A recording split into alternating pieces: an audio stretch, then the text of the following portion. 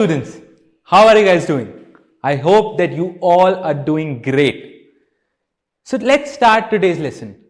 In today's lesson, we are going to discuss something very interesting. हम एक ऐसी चीज के बारे में बात करेंगे जो शायद आपको पता तो हो, लेकिन आपने इस नजरिए से कभी भी इंग्लिश लैंग्वेज में देखा नहीं होगा। तो अभी तक इस कोर्स में हमने इंग्लिश में सेंटेंसेस बनाना सीख लिया है। हम इंग्लिश के सेंटेंस स्ट्रक्चर के साथ भी फेमिलियर हो गए हैं। हमें यह भी पता है कि सेंटेंसेस टेंसेस के अकॉर्डिंग चलती हैं और टेंसेस हमारे सेंटेंस स्ट्रक्चर को साथ में जोड़ के रखती हैं।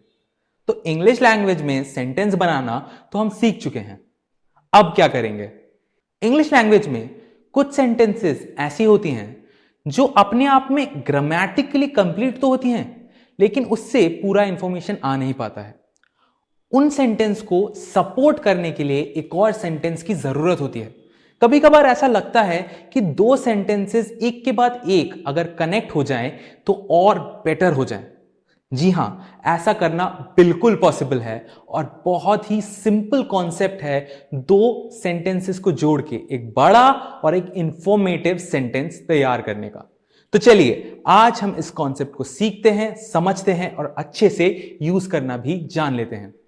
इंग्लिश लैंग्वेज में दो सेंटेंसेस को जोड़ने के लिए हमें एक ग्लू की जरूरत पड़ेगी। अब ये ग्लू होते हैं कंजंक्शंस। कंजंक्शंस ऐसे वर्ड्स होते हैं जो दो बड़े बड़े सेंटेंस को जोड़ के उन्हें और बड़ा, बेटर और इंफॉर्मेटिव बना देते हैं। कंजंक्शंस नाम सुन के डरिएगा मत। तो चलिए, अगर ये मुश्किल नाम लग रहा है आपको तो कंजंक्शंस नाम ही बदल देते हैं। हम हमारे कोर्स में इनको बोलेंगे फैन बॉयज। अब अचानक फैन बॉयज क्यों बोल रहे हैं हम? देखिए, फैन बॉयज बोलने का एक रीजन है, लेकिन वो मैं आपको कुछ देर बाद बताऊंगा। तो चलिए, हमें यह पता लगा कि इंग्लिश लैंग्वेज में हम दो सेंटेंस को जोड़ सकते हैं और उनको और बेटर और इंफॉर्मेटिव बना सकते हैं थ्रू कंजंक्शंस, और कंजंक्शंस को हमने नाम दिया है फैन बॉयज। और कौन से ऐसे दो वर्ड्स हैं जिनको यूज करके इंग्लिश लैंग्वेज में सबसे ज्यादा सेंटेंसेस को जोड़ा जाता है? आपने जरूर इन वर्ड्स को सुना होगा। ये वर्ड्स हैं एंड और बट। आपने एंड और बट को यूज होते हुए बहुत जगह में देखा होगा, अपनी रीडिंग प्रैक्टिसेस में, अपनी लिसनिंग प्रैक्टिसेस में, और आपने हमें भी बोलते हुए सुना होगा। ऐसा भी हो सकता है आपने इन वर्ड्स को खुद यूज करा है, लेकिन आप समझे ही नहीं इन वर्ड्स का एसेंस कितना ज्यादा है, ये वर्ड्स कितना ज्यादा इंपॉर्टेंट है। तो चलिए देखते हैं कि एंड को और बट को यूज करके हम दो सेंटेंसेस को और बेटर कैसे बना सकते हैं। सबसे पहले हम देखेंगे एंड का example. I went to the market and bought some clothes. I went to the market and bought some clothes. देखा आपने, एंड यूज करके हमने दो सेंटेंसेस जोड़ दी। पहला सेंटेंस था I went to the market. ये एक कंप्लीट सेंटेंस है, ये अपने आप में कंप्लीट है और बिल्कुल सही है।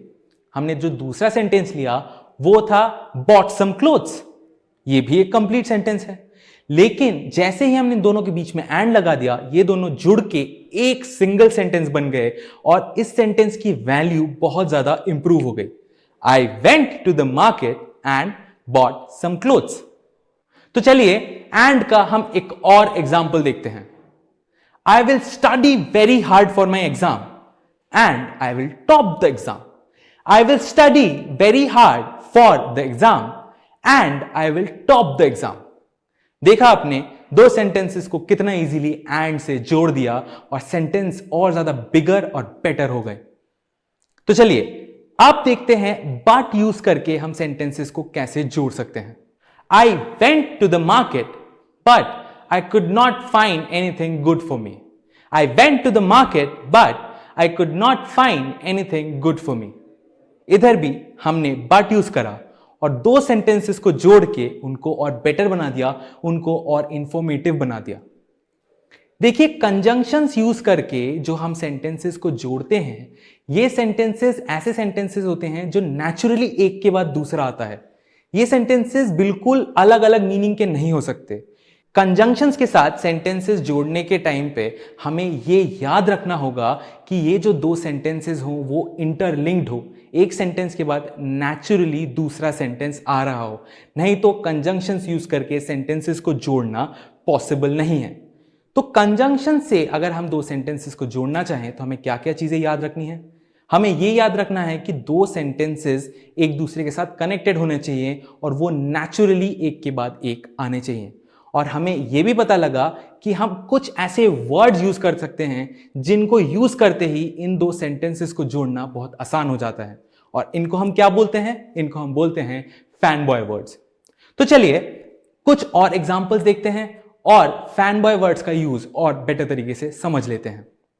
आई will go outside and play some cricket. I will go outside and play some cricket. इसमें भी आपने देखा कि हमने एंड को यूज करके दो सेंटेंसेस को जोड़ दिया, दो इंटरकनेक्टेड सेंटेंसेस को। I went outside to play but it was raining. I went outside to play but it was raining.